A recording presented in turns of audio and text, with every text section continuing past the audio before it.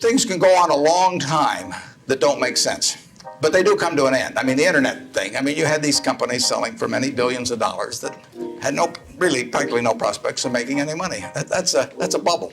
But Herb Stein one time said, anything that can't go on forever will end. Now that seems pretty. The man that we just saw is, of course, Warren Buffett, who I'm sure most of us are familiar with. No secret, probably the greatest investor in history.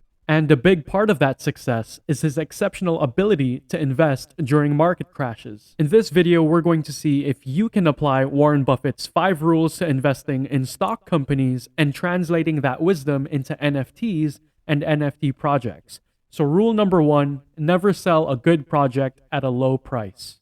Some people should not own stocks at all because they just get too upset with price fluctuations. If you're going to do dumb things because a stock goes down, you shouldn't own a stock at all. No, I mean, what are dumb things? Selling a stock because it goes selling down? a stock because it goes down. I mean, if you buy your house at $20,000 and somebody comes along next day and says, I'll pay you 15, you don't sell it because the quote's 15.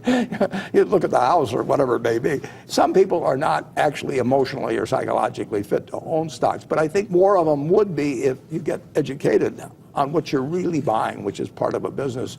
And the longer you hold stocks, the less risky they become. Whereas the longer the maturity of a bond, the more risky it becomes. If you're holding a good project, why would you want to sell it just because people around you are selling at a cheaper price? Now, obviously we can get into a couple nuances like crypto is going down, or because buying pressure is going to other hype mints. That's a valid point. However, let's talk about this in a core level for now and not get too nuanced and add a couple layers here. If you're holding a good project, which, by the way, always do your own research. Things always look good on paper. But let's say you're holding a very good, solid project. Don't panic sell a good business, right? It should be delist and hodl, stake and chill. Like Warren Buffett says, most people aren't emotionally or psychologically fit to own volatile assets. He also says, and I quote, the stock market, and let's just paraphrase it to crypto NFT market, the stock market is the only place where investors run out of the store during a sale. And that's true.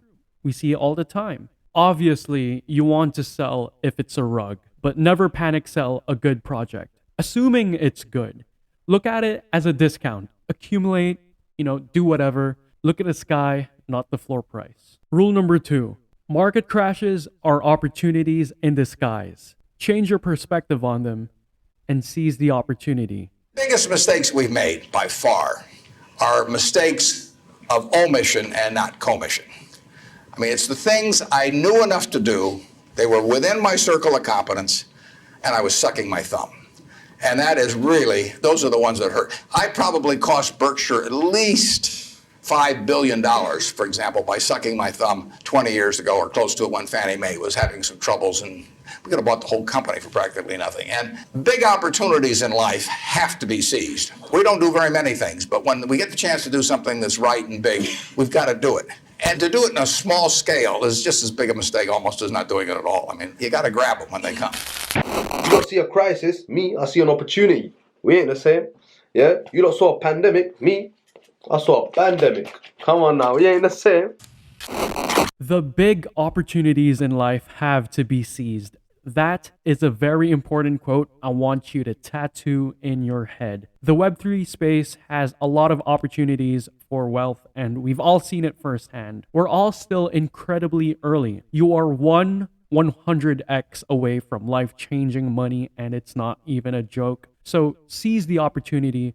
Don't just take it, get inspired for 5 minutes, and then just completely dismiss this advice. The world is incredibly abundant, dropping opportunities everywhere, and it's our job to pick them up. Most people are so busy doing that they don't spend enough time thinking about what they should be doing. So have a clear mind that will lead to better outcomes, that will lead you to better decision making. And don't forget to capitalize on those opportunities. Rule number 3, be picky with your investments. 70 years ago, I was in high school. Almost a third as long as the country has been around. And when I was in high school, I really only had 2 things on my mind: girls and cars. and I wasn't doing very well with girls, so we'll talk about cars. But let's just imagine that when we finish, I'm going to let each one of you pick out the car of your choice. Sounds good, doesn't it? Pick it out, any color, you name it, it'll be tied up with a bow, and it'll be at your house tomorrow. And you say, well, what's the catch? And the catch is that it's the only car you're going to get in your lifetime. Now, what are you going to do knowing that that's the only car you're ever going to have and you love that car? You're going to take care of it like you cannot believe. Now, what I'd like to suggest is you're not going to get only one car in your lifetime, but you're going to get one body and one mind, and that's all you're going to get. And that body and mind feels terrific now, but it has to last you a lifetime. Don't just make degen plays and ape into something because your friend is buying it. Although there's a time for that. But you certainly shouldn't be doing it if you have a small budget. And by the way, those are just quick flips. But choose your NFT wisely. Pick your battles.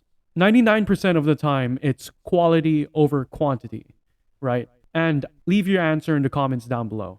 If you could have only one NFT out of all the options, there's 100,000 of them. Which one would you own? Share your answer down below. It'll be pretty interesting to see. All right, rule number 4, pick value instead of price. I've been taught by Ben Graham to buy things on a quantitative basis. Look around for things that are cheap. They made a big impression on me. So I went around looking for what I call used cigar butts of stocks. The cigar butt approach to buying stocks is that you walk down the street and you're looking around for cigar butts and you find this on the street, this terrible looking, soggy, ugly looking cigar, one puff left in it. But you pick it up and you get your one puff. Disgusting, you throw it away, but it's free. I mean, it's cheap. And then you look around for another soggy, one puff cigarette. Well, that's what I did for years. It's a mistake. It's so much easier just to buy wonderful businesses. So now I would rather buy a wonderful business at a fair price than a fair business at a wonderful price. But in those days, I was buying cheap stocks. And Berkshire was selling below its working capital per share. You got the plants for nothing. You got the machinery for nothing. You got the inventory and receivables at a discount. It was cheap. So I bought it. 20 years later, I was still running a lousy business, and that money did not compound. You really want to be in a wonderful business because the time is the friend of the wonderful business. You keep compounding, it keeps doing more business, and you keep making more money. Time is the enemy of the lousy business. I could have sold Berkshire, perhaps liquidated it, and made a quick little profit, one puff. But staying with those kind of businesses is a big mistake. So you might say I learned something out of that mistake. And what I did with Berkshire is I kept buying better businesses. I started the insurance business, See's Candy, the Buffalo, all kinds of things. I would have been way better doing that with a brand new little entity that I'd set up rather than using Berkshire as the platform. Now I've had a lot of fun out of it. I mean, everything in life seems to turn out for the better. So I don't have any complaints about that, but it was a dumb thing to do. So in this point, Warren Buffett talks about the value investing strategy. Simply put, value over price. Price is what you pay and value is what you get. Most people always ask the price, and I was like that too. I still am sometimes, not gonna lie. But the problem is you're so focused on the price, sometimes you're not getting what you want. You're like, what's the price? What's the price? What's the price? But really, what's the value that I'm receiving, right?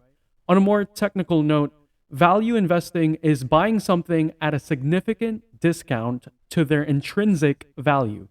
Keyword intrinsic value. So invest in projects that are high quality and will compound internally. You'll sleep like a baby knowing your NFTs are getting more and more valuable each and every single day. Bet on builders. So to the last and most important rule of all, always stay focused on the long term. And I really want you to listen to what Warren Buffett says at the end. The 20th century, it was an unbelievable century for the United States. If you take the whole 100 years, it went up 180 for one. Every $1,000 became 180,000. But 43 and three quarters years were those three big, huge bull markets, and 56 and a quarter years were periods of stagnation, all in an economy that was doing fine. 56 and a quarter years, net, the Dow was down a couple hundred points during that period, and the other 43 and three quarters years made up the rest of this move from 66 to 11,000 some on the Dow. So how could it be that you could have a country It was doing better and better and better and better. Every generation was living better than the one that preceded it. But you had these huge changes, big gains a few times, long periods of stagnation. 20 years, I mean, that's a long time to do nothing. The answer is that investors behave in very human ways, which is they get very excited during bull markets and they look in the rearview mirror and they say, I made money last year, I'm going to make more money this year, so this time I'll borrow. Or the neighbor says, I wasn't in last year when that neighbor who was dumber than I made a lot of money, so I'm going to go in this year. So they're always looking in the rearview mirror. And when they look in the rearview mirror and they see a lot of money having been made in the last few years, they plow in and they just push and push and push on prices. And when they look in the rearview mirror and they see no money having been made, they just say this is a lousy place to be. So they don't care what's going on in the underlying business. And it's astounding, but that makes for huge opportunity, just huge opportunity. You know, you will see things you won't believe in your lifetime in securities markets. The country will do very well over time, but you will see these huge waves. And if you can stay objective throughout that, if you can detach yourself temperamentally from the crowd, you get very rich. And you won't have to be very bright. I mean, I'm sure you are, but it doesn't take brains. It takes temperament. It doesn't take brains. It takes temperament. The man himself, obviously a diamond hander, all right? But for real, I'd rather have someone who's got the drive and is hungry to win and just has that attitude than someone who has skill but doesn't have that mindset part right, you know? It's the soft skills like patience, perseverance, the will to win, things of that nature. What did they say? What was the quote? Perseverance is a great substitute for talent or something like that, right? Anyway, I don't want to get into a tangent. Hopefully you get my point. In a bear market, people let their emotions overpower their mind.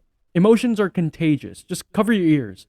Logic and reasoning gets thrown out of the window. So hopefully if you're invested in this risky space, you have a primary source of income.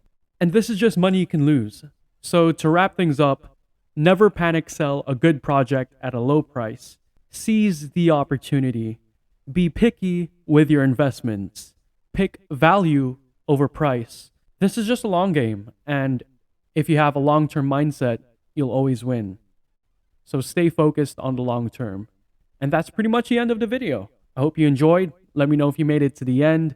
Give this video a like, subscribe, follow me on Twitter, and if you want free passive income, check this out. Shout out to the Money Man. Links in the description below. Peace and love. All right, so if you want free passive income, link in the description below. You get $5 for free. It's called Honey Gain. All right, so what it does is it uses your unused internet to collect information for marketing research and ad fraud prevention. They don't use any of your personal data. They don't snoop through your computer, phone, etc. They just use the unused internet bandwidth. And it also doesn't blow up your internet bill. So this is literally the easiest, by far, passive income you can ever make. I'm not even playing. I've been using this for years. And yeah, so if you do get it, first of all, you can add up to 10 devices. Second of all, there is a free honey jar, they call it, and it's like a free scratch ticket every single day on the bottom right. You just, get on the Honey Gain dashboard and then click it, and you can win up to $10 every single day, and you never lose. So that's free money on top of your more free passive income. So guys, if you guys want another stream of passive income, Honey Gain by far is the best way to make free passive income. All right, so get that if you want to. Turn it off.